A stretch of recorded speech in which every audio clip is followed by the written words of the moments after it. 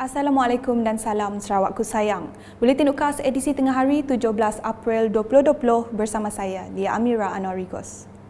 Berita utama. Sarawak merekodkan satu kali ganda pesakit COVID-19 berbanding Rabu apabila mencatat 16 lagi kes baharu positif COVID-19 pada Khamis.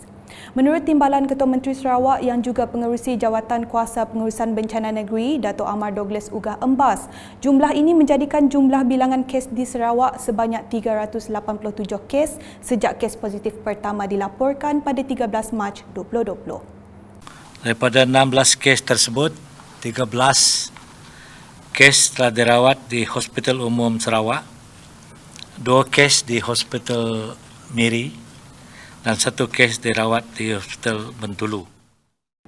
Bercakap dalam sidang media COVID-19 Sarawak di Kuching pada Khamis, beliau berkata sebanyak 116 kes pesakit di bawah siasatan PUI turut dilaporkan, menjadikan jumlah keseluruhan sebanyak 3,065 kes.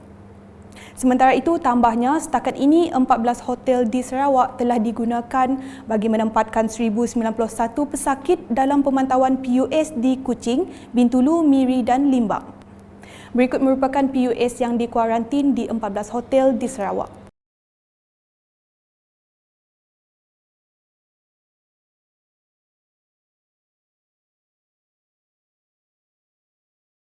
Dalam sidang media sama, Dato' Amar Douglas turut memberitahu Lembaga Pemasaran Pertanian Persekutuan Fama bercadang untuk mewujudkan pasar tani di beberapa tempat bagi memasarkan hasil tanaman dan hasil laut di sepanjang tempoh Perintah Kawalan Pergerakan PKP. Bagaimanapun jelasnya, ianya tertakluk kepada kelulusan daripada Kementerian Kerajaan Tempatan dan Perumahan Sarawak. Rangkaian penjualan tersebut diwujudkan untuk petani, peternak dan nelayan supaya mereka dapat memasarkan hasil-hasil mereka. Dan dalam masa yang sama, kita harap juga tempat yang sedemikian dapat menentukan bahawa bekalan makanan terus mencukupi dan ada untuk masyarakat rakyat. Dalam pada itu, beliau menegaskan syarikat-syarikat yang telah diluluskan untuk beroperasi wajib mematuhi garis panduan yang telah dikeluarkan Kementerian Perdagangan Antarabangsa dan Industri Kementerian Kesihatan Malaysia. MITI telah mempamerkan dalam website mereka apakah syarat-syarat yang perlu dipatuhi dan Kementerian Kesihatan Malaysia juga telah pun mempamerkannya. Sehubungan dengan itu, mana-mana syarikat yang ingin beroperasi hendaklah dihantar kepada Sekretariat Jawatan Kuasa Pengurusan Bencana Negeri. JPBN akan mengkaji permohonan tersebut dengan kementerian-kementerian dan agensi tertentu untuk dinilai dan dicadangkan sebelum dilulus ataupun ditolak. Beralih ke perkembangan PKP fasa ketiga. Di daerah Limbang, tinjauan mendapati masyarakat setempat mengikuti setiap arahan yang telah ditetapkan. Ini diakui oleh Wali Kota Majlis Daerah Limbang, Kaunselor Sufian Mohad yang meninjau dan memeriksa suasana di bangunan tamu pada Khamis. Kita melihat di bawah jika majlis, di bangunan tamu dan juga di bangunan Pasar Limbang masih juga mengikuti SOP yang telah pun ditetapkan. Dan Alhamdulillah, sekarang ini kefahaman daripada masyarakat masuk ke kawasan kita memang sangat berdisiplin mengikut apa yang telah ditetapkan oleh pihak kita sebelum ini. Sementara itu, ketika ditemui UKAS, Ketua Kampung Telahak Sadan Mohidin menyatakan masalah yang dialami masyarakat luar bandar di daerah Limbang mengenai kesukaran mendapatkan penutup mulut dan hidung akibat ketiadaan stok.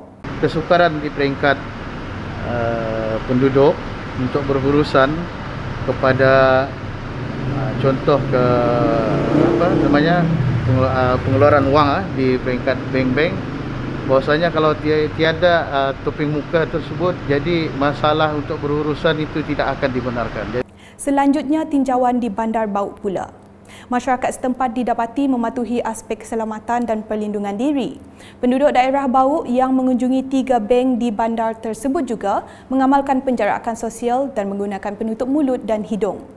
Anggota rela turut kelihatan bertugas mengawal orang ramai yang beratur panjang untuk memastikan aspek keselamatan terutamanya penjarakan sosial dipatuhi.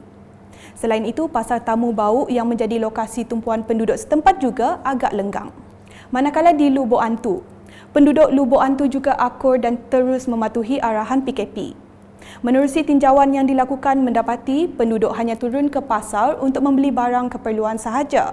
Premis menjual makanan didapati hanya menyediakan perkhidmatan untuk makanan bungkus. Mengakhiri buletin dengan perkongsian video terbitan Majlis Keselamatan Negara mengenai 3C yang harus dielak bagi membendung penularan wabak COVID-19. Saksikan.